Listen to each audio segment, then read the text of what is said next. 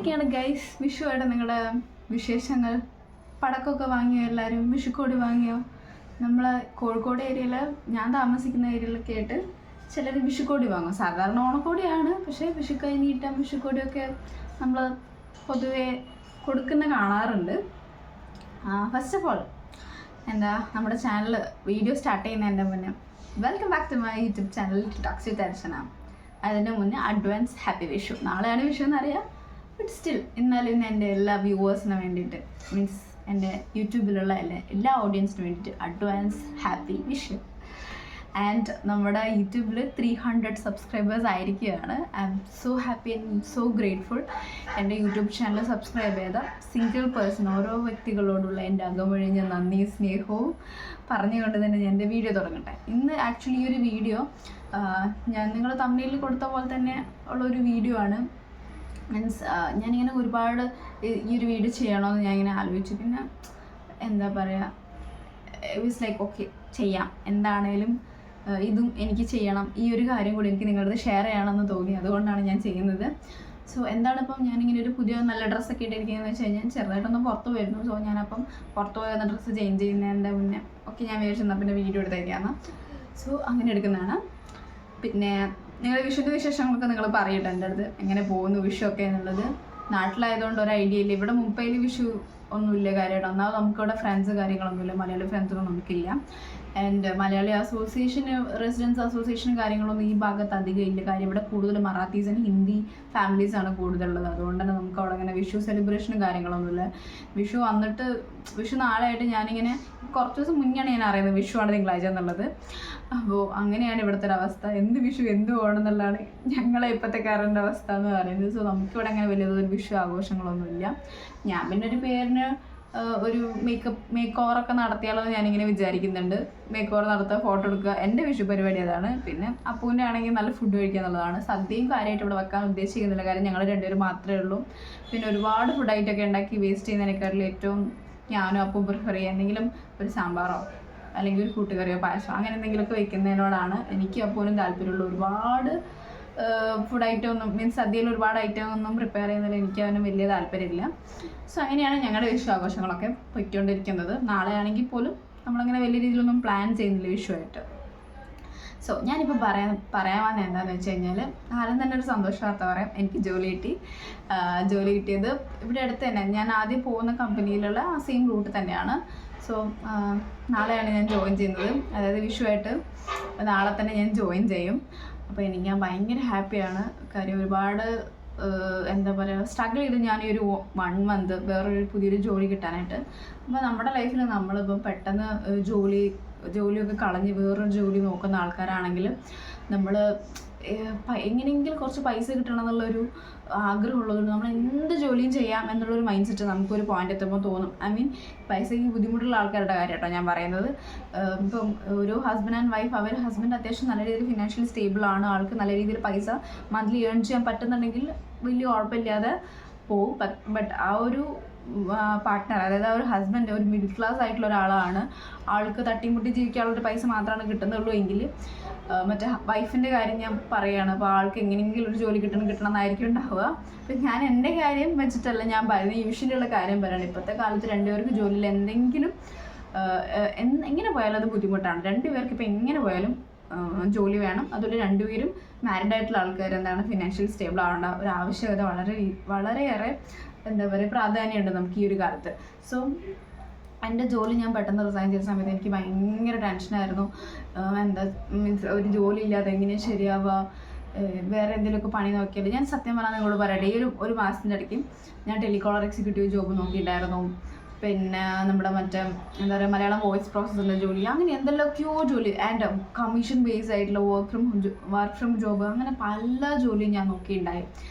അപ്പോൾ എനിക്ക് എന്ന് വെച്ച് കഴിഞ്ഞാൽ ഞാൻ വർക്ക് ഫ്രം ഹോം ആണെങ്കിൽ നമുക്ക് ചെയ്യാൻ എളുപ്പമാണല്ലോ, എങ്ങോട്ട് പോകണ്ടല്ലോ എന്ന് വിചാരിച്ചു. പിന്നെ ഞാൻ ആ സത്യം മനസ്സിലാക്കിയത്, വർക്ക് ഫ്രം ഹോം എന്ന് പറഞ്ഞാൽ ഇതുപോലെ നമ്മുടെ ഫിസിക്കലി ആൻഡ് മെൻ്റലി നമ്മളെ ഡ്രെയിൻ ചെയ്യിപ്പിക്കുന്ന ഒരു ജോലി. ഇതിനും കൂടുതലായിട്ട് വേറെ ഒന്നും ഉണ്ടാവില്ല. അതുവരെ നമ്മുടെ ബോഡി അനങ്ങുന്നില്ല.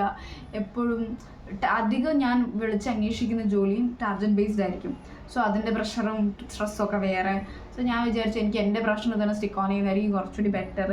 സോ പെട്ടെന്ന് ജോലിയൊന്നും ഇല്ലാത്ത ആൾക്കാരൊക്കെ വേറെ എന്തെങ്കിലുമൊക്കെ ജോലിക്ക് കയറുന്നതിൻ്റെ മുന്നേ എനിക്ക് നിങ്ങളോട് പറയാനുള്ള ഒരു കാര്യം എന്താണെന്ന് വെച്ച് കഴിഞ്ഞാൽ, നിങ്ങളിപ്പോൾ ഏതെങ്കിലും ഒരു പ്രൊഫഷൻ നിങ്ങളുടെ കയ്യിലുണ്ടെങ്കിൽ ആ പ്രൊഫഷനിൽ തന്നെ നിങ്ങൾ ആ ഒരു പ്രൊഫഷനിൽ തന്നെ നിങ്ങൾ പോകാനായിട്ട് നോക്കുക. വേറെ പ്രൊഫഷനിലൊക്കെ നിങ്ങൾ എടുത്തു കഴിഞ്ഞ് ഇപ്പം ചെറുതായിട്ട് ഇപ്പോൾ ടെമ്പററി റേറ്റൊക്കെ ഈ വർക്ക് ഫ്രം ഹോം ടെലികോളർ പോലുള്ള ജോലിയൊക്കെ നിങ്ങൾ ചെയ്യുന്ന സമയത്ത് അതിന് കിട്ടുന്ന പൈസ കുറവാണ്. പിന്നെ അതുപോലെ തന്നെ നമുക്ക് നല്ല രീതിയിലുള്ള പ്രഷറും കാര്യങ്ങളൊക്കെ ഉണ്ടാകും. നിങ്ങളൊന്ന് വെയിറ്റ് ചെയ്ത് തന്നു കഴിഞ്ഞാൽ നിങ്ങൾക്ക് നല്ല ജോലി കിട്ടും. അതിനൊരു എക്സാമ്പിളാണ് ഞാൻ. കാര്യം ഞാൻ തുടക്കത്തിൽ ഞാൻ വിചാരിച്ചു ഞാൻ എന്തെങ്കിലുമൊക്കെ പണിക്ക് പോയി എന്തെങ്കിലുമൊക്കെ പൈസ ഉണ്ടാക്കാനായിരുന്നു. പക്ഷെ അങ്ങനെയല്ല. നിങ്ങൾ പഠിച്ച് നിങ്ങളുടെ അടുത്തൊരു പ്രൊഫഷൻ ഉണ്ടെങ്കിൽ ആ പ്രൊഫഷനിൽ നിങ്ങൾ എന്ത് ചെയ്യുക, എങ്ങനെയെങ്കിലും അതിൽ മെയിൻറ്റെയിൻ ചെയ്യാനായിട്ട് നോക്കുക. അതിൽ നിങ്ങൾ എന്ത് ചെയ്യുക, മൂവ് ഓൺ ചെയ്യാനായിട്ട് നോക്കുക. ആ ഒരു പ്രൊഫഷൻ തന്നെ എങ്ങനെയെങ്കിലും മെയിൻറ്റെയിൻ ചെയ്ത് അതിൽ ജോലി കണ്ടെത്തി ഫിനാൻഷ്യലി സ്റ്റേബിൾ ആവുന്നതായിരിക്കും കുറച്ചുകൂടി ബെറ്റർ എന്ന് എനിക്ക് തോന്നുന്നു. പിന്നെ നമുക്കിങ്ങനെ തോന്നും നമ്മുടെ ഈ ബുദ്ധിമുട്ടും കഷ്ടപ്പാടൊക്കെ ഉള്ള സമയത്ത് നമ്മുടെ ലൈഫ് മാത്രം എവിടെ എത്തുന്നില്ല, എന്തുകൊണ്ടാണ് നമുക്കിങ്ങനെ എന്നൊക്കെ നമുക്ക് ചിന്ത വരും. But the truth is that നമ്മൾ keep on trying, keep on fighting. എന്തായാലും ഒരു ദിവസം നമുക്ക് സക്സസ് ഉണ്ടാകും, അത് ഉറപ്പാണ്. കാര്യം ഞാൻ ഈ ഒരു മാസം ഞാനിങ്ങനെ ഒരുപാട് ജോലിയൊക്കെ ട്രൈ ചെയ്ത് ഞാൻ വിചാരിച്ചു എനിക്കിനി എവിടെയും കിട്ടാൻ പോകുന്നില്ല, വേറെ ഏതെങ്കിലും പ്രൊഫഷൻ സ്വിച്ച് ചെയ്യാന്നൊക്കെ വിചാരിച്ചിരുന്ന ആളാണ്. ബട്ട് എനിക്കിപ്പോൾ കിട്ടി. എനിക്ക് ഒരു കൺസൾട്ടൻസി ത്രൂ ആണ് കേട്ടോ കിട്ടിയത്, ജോബ് കൺസൾട്ടൻസി ത്രൂ ആണ് കിട്ടിയത്. സോ നിങ്ങൾ ഇതുപോലെ വളരെ ഡെസ്പായിട്ടിരിക്കുന്ന ആൾക്കാരാണെങ്കിൽ ആ ഡെസ്പൊക്കെ മാറ്റി വെച്ചിട്ട് നിങ്ങൾ ഒരുപാട് ട്രൈ ചെയ്യുക. നമ്മളെപ്പോഴും ട്രൈ ചെയ്യുമ്പം ഇപ്പം പണ്ടാരണ്ടോ പറഞ്ഞ പോലെ 100 വാതിലും ഒക്കെ കൂടെ ഒരുമിച്ച് കൊട്ടി അടയ്ക്കപ്പെടില്ല. ഏതെങ്കിലും ഒരു വാതിലൊക്കെ തുറക്കും നമ്മളിങ്ങനെ ഒരുപാട് നമ്മൾ ശ്രമിക്കുമ്പം. സോ നിങ്ങൾ കീപ്പ് ഓൺ ട്രൈ ചെയ്യുക. ഒരിക്കലും നിങ്ങളുടെ പ്രതീക്ഷ, ആത്മവിശ്വാസം അത് കൈവിടാതിരിക്കട്ടെ. ഏതൊരു സിറ്റുവേഷനിലും നമുക്ക് വേണ്ടത് അതൊക്കെയാണ്. എത്രയൊക്കെ ലൈഫ് സ്ട്രഗ്ലിംഗ് ആണെന്ന് പറഞ്ഞു കഴിഞ്ഞാലും നമ്മൾ നിരന്തരം നമ്മുടെ ജീവിതത്തിൽ നമുക്ക് എന്താ പറയുക ഫൈറ്റ് ചെയ്തേ പറ്റുള്ളൂ. കാര്യം നമുക്ക് സർവൈവ് ചെയ്യണം, നമുക്ക് എക്സിസ്റ്റ് ചെയ്യണം. സോ നമ്മൾ ഒരിക്കലും നമ്മുടെ എക്സിസ്റ്റൻസിനെ മറന്നുകൊണ്ട് നമ്മൾ ഈ കുറുക്ക് വഴികളൊക്കെ നമ്മൾ സ്വീകരിക്കില്ലേ, അതൊന്നും ആക്ച്വലി എന്ത് ചെയ്യില്ല, ശരിയായിക്കൊള്ളണമെന്നില്ല. സോ ഇതൊരു മോട്ടിവേഷൻ വീഡിയോ ഒന്നല്ല, എനിക്കിങ്ങനെ പറയണം തോന്നി നിങ്ങളുടെ അടുത്ത്, അതുകൊണ്ടാണ്. പിന്നെ ഞാൻ നേരത്തെ ഇതിനെ മുന്നൊരു വീഡിയോയിൽ പറഞ്ഞിട്ടുള്ളൊരു കാര്യമാണ്, നിങ്ങൾ എത്രയൊക്കെ നിങ്ങളുടെ ജീവിതത്തിൽ സക്സസ് ഉണ്ടെങ്കിലും സക്സസ് ആയി കഴിഞ്ഞതിന് ശേഷം അത് നിങ്ങൾ പുറത്തുള്ള ആൾക്കാരോട് പറയുക. അതിൻ്റെ മുന്നേ വരെ അതൊരു സീക്രട്ടായിട്ട് തന്നെ കീപ്പ് ചെയ്യുന്നതായിരിക്കും നല്ലത്. കാര്യം നമുക്ക് പറയാൻ പറ്റില്ല ഏതൊക്കെ ആൾക്കാരാണ് നമ്മുടെ ലൈഫിൽ നല്ലത് വരട്ടെ എന്ന് ആലോചിച്ച് ഇരിക്കുക എന്നുള്ളത്. അധികം ആൾക്കാർക്കും പണ്ടാരടങ്ങി പോട്ടെ, എങ്ങനെയെങ്കിലും നശിച്ച് കണ്ടാൽ മതി എനിക്ക് എന്നുള്ളൊരു മെൻറ്റാലിറ്റിയിലായിരിക്കും കുറേ ആൾക്കാരൊക്കെ നിൽക്കുന്നുണ്ടാവും. പുറമെ ചിരിച്ചിട്ടാണെങ്കിൽ ഉള്ളിൽ ഭയങ്കര കുശുമ്പ് കുനായ്മ അസൂയായിട്ടൊക്കെ നടക്കുന്ന ആൾക്കാരായിരിക്കും.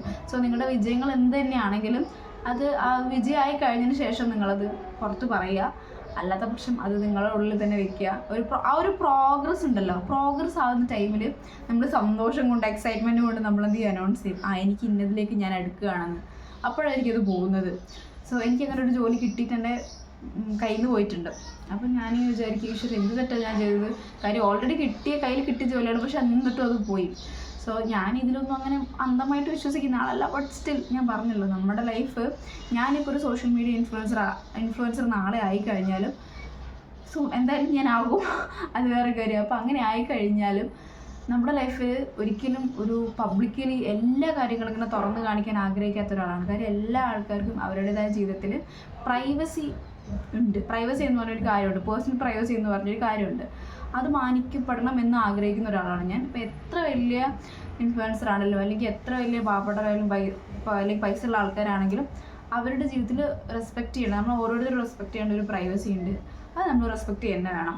കാര്യം അവർ പറയാത്തടത്തോളം കാര്യം അവരുടെ പേഴ്സണൽ ലൈഫിലേക്ക് നമ്മളിങ്ങനെ ചെകഞ്ഞ് മാന്തി നോക്കുന്നതൊന്നും അത്ര നല്ലതായിട്ടുള്ള കാര്യമെന്ന് എനിക്ക് തോന്നുന്നില്ല.